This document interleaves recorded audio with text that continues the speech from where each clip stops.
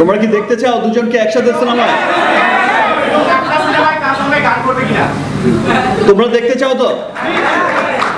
এবার তাহসান ভাই যদি চায় তাহলে তো হয়েই গেল। 1999 সালে ওনার প্রথম সিনেমাটা রিলিজ হয়, আপনারা জানেন। আমারও প্রথম ব্যান্ড ব্ল্যাকের আত্মপ্রকাশ 1999 সালে। প্রায় 2 দশকের বেশি সময় ধরে আমরা কিন্তু মানুষের ভালোবাসা পাচ্ছি। মেগাস্টারের সিনেমাতে আমি গত 25 বছরে একটা গান করতে পারিনি, তা আমার ব্যর্থতা। তো সামনে ডেফিনেটলি করবো। সিনেমা নিয়ে পরিকল্পনা নেই।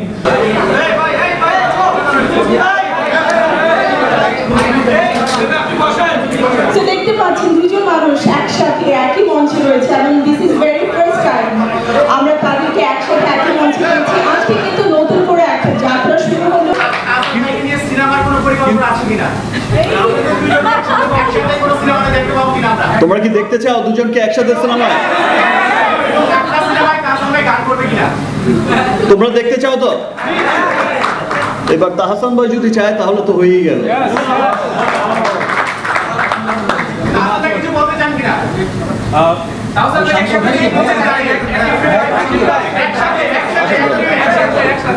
যেটা হচ্ছে আমরা তো একসাথেই বাংলাদেশের ইন্ডাস্ট্রিটাকে এগিয়ে নেব।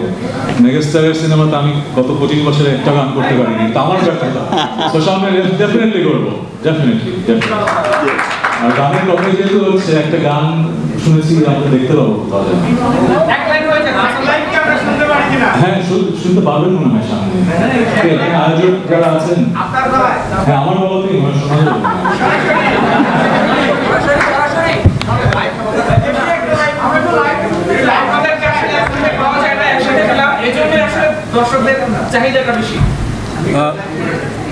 গান এখানেই চলবে, তার আগে ফাটিগলায় গাইতে গেছেন আপনারা? কোন গানটা গাইতে চান আমার সাথে? সামনে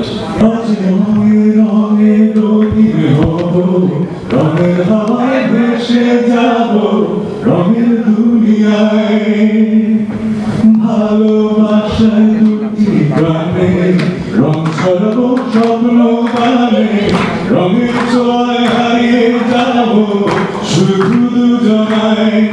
আজ মন খুশি মন খুশি দুর্নীলা অবসাদ রঙে রাঙিয়ে রঙিলা।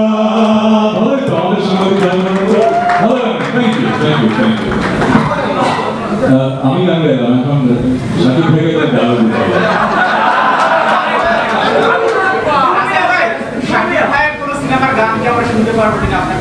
না প্র্যাকটিস করতে পারবো না, আমি প্রমিস করছি আমার নেক্সট কোনো একটা সিনেমায় আমি কিছু রেড গান গাবো।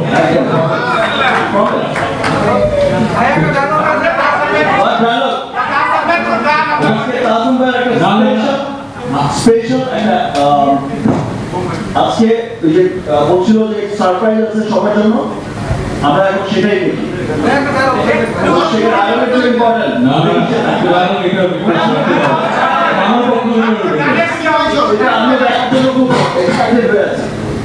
আমি সেই সারপ্রাইজটা দেখতে চাই।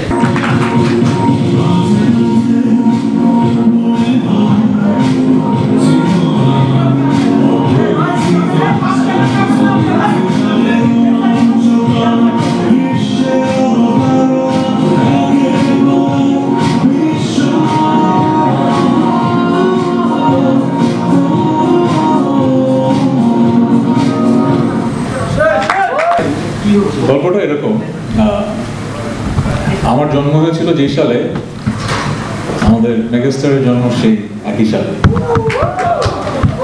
আমাদের বয়স অনেক হয়েছে, কিন্তু বাংলাদেশ থেকে আমরা যে পরিমাণ ভালোবাসা পেয়েছি এটা আসলে কথায় প্রকাশ করা যাবে না।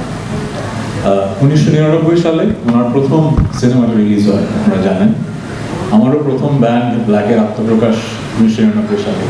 প্রায় 2 দশকের বেশি সময় ধরে আমরা কিন্তু মানুষের ভালোবাসা পাচ্ছি। এটা যে কত বড় একটা ব্লেসিং এটা আমরা বুঝি, কারণ মিডিয়াতে, এন্টারটেইনমেন্ট ইন্ডাস্ট্রিতে বছরের পর বছর মানুষের ভালোবাসা পাওয়া এটা খুব রেয়ার একটা ব্যাপার। আমাদের কিন্তু দায়বদ্ধতা অনেক বেশি আমাদের এই দেশের প্রতি, মানুষের ভালোবাসা যেহেতু অনেক পেয়েছে। আমার যেটা মনে হয়েছে, একটা ফ্যামিলি যখন হয়ে যায় তখন যেটা হয় সিনার্জি কাজ করে। আমি তো শিক্ষকতা করেছি, তো একটু শিক্ষকের মতো বলছি। সিনার্জি মানে হচ্ছে যে যখন অনেকগুলো মানুষ একসাথে আসে তখন ইন্ডাস্ট্রিতে কালেকটিভ আউটপুটটা অনেক ভালো হয়। ইন্ডিভিজুয়ালি আপনি কিন্তু যতটুকু করতে পারবেন তার চেয়ে অনেক ভালো করতে পারবেন। সো আমাকে এমন একটা লোভনীয় অফার দেওয়া হলো যে আমি আসলে রিমার্কে ছাড়া এখন কিছু ভাবতে পারছি না। এটা কোনো অর্থনৈতিক অফার না, এতটুকু আমি আপনাকে বলে দিতে পারি। যেটা হয় কি, মানুষ বেঁচে থাকতে চায় কিভাবে? তার কাজ দিয়ে। মেগাস্টার শাকিব খান, আমরা মেগাস্টার বললেই কিন্তু মেগাস্টার না, ওনার তুফান যেরকম তুফান সৃষ্টি করেছে সে কারণেই উনি মেগাস্টার, রাইট? সো কাজ দিয়েই কিন্তু আমরা বেঁচে থাকি। সো রিমার্ক আমাকে এরকমই একটা অসাধারণ সুযোগ করে দিয়েছে। আমি গত 25 বছরে যেই ভালোবাসা পেয়েছি, মূলত পেয়েছি হচ্ছে মৌলিক গান করেছি বলে, তাই তো? আর মৌলিক গান হিট করা কিন্তু অনেক কঠিন। আমরা কিন্তু রিমেক করে তাড়াতাড়ি হিট হয়ে যেতে পারি, কিন্তু মৌলিক গান হিট করার কাজটা সবচেয়ে কঠিন। এবং সেই কাজটা 25 বছর আগেও ভাগ্যক্রমে আমি পেরেছি। এবছরও তো রঙে রঙে রবীন্দ্র হব, হয়তো এবছরের সবচেয়ে আপনাদের প্রিয় গান হয়ে গেছে। সো এই সুযোগটা কিন্তু পেয়েছি মানুষের ভালোবাসা পেয়েছি বলে, কিন্তু আরো ভালো কাজ করতে চাই। আপনারা যখন তুফান দেখেছেন আপনাদের মনে হয়েছে যে এটা যে কোনো ওয়ার্ল্ড স্ট্যান্ডার্ড একটা সিনেমা, মনে হয়নি? সেই জায়গায় কিন্তু একদিনে আসা হয়নি, অনেকগুলো মানুষ একসাথে কিন্তু ভিশন নিয়ে কাজ করেছে বলে হয়েছে, কিন্তু মিউজিকে আমরা সেই জায়গাটা কিন্তু যেতে পারি না। আমি অকপট স্বীকার করবো, আমরা গ্লোবাল স্ট্যান্ডার্ডে কাজ করতে পারছি না এখন। সো আমার বিশ্বাস, আমি রিমার্কের কাছ থেকে যে প্রমিস পেয়েছি, আগামী 1 বছরে you will get to see বাংলাদেশের মিউজিককে আমরা আরো অনেক উপরের উচ্চতায় নিয়ে যাবো। Thank you Shakib Khan, megastar television. Demand করে গল্পের প্রয়োজনে শাকিব খান এবং তাহসান খান দুজনকে একই সাথে রূপালী পর্দায় দেখা যেতে পারে না, যদি ক্যারেক্টার ডিমান্ড। বুঝতেই পারছেন শাকিব ভাইয়ের আমন্ত্রণে যেহেতু রিমার্কের ফ্যামিলির মেম্বার হয়েছি, যদি সেরকম কোনো আমন্ত্রণ ওনার কাছ থেকে আসে, হ্যাঁ করতেই পারে। এছাড়া আপনার কোনো পরিকল্পনা আছে কিনা সিনেমা নিয়ে? সামনের পরিকল্পনা কি? না, সিনেমা নিয়ে পরিকল্পনা নেই। একটু আগে যেটা বললাম যে বয়স হয়ে যাওয়ার সাথে সাথে মানুষের মাঝে এক ধরনের উইজডম আসে। আমার মাঝে যেটা ধারণা, আমাকে এত বছর 25 বছর ধরে কাজ করছি, গানে মানুষ যে ভালোবাসাটা দিয়েছে সেটা আসলে দুষ্প্রাপ্য, আমি সেটাই ধরে রাখতে চাই। অনেক ভালোবাসা পেয়েছেন, অভিনয় ভালোবাসা পেয়েছি, একটা সময় করেছি। ওই যে যেরকম বললেন, যদি অসাধারণ কোনো গল্প আসে, সুযোগ আসে, করবো। অভিনয় তো রোমান্টিক নাটক আপনারা যে জায়গায় নিয়ে গেছেন, হ্যাঁ, আমি তো আসলে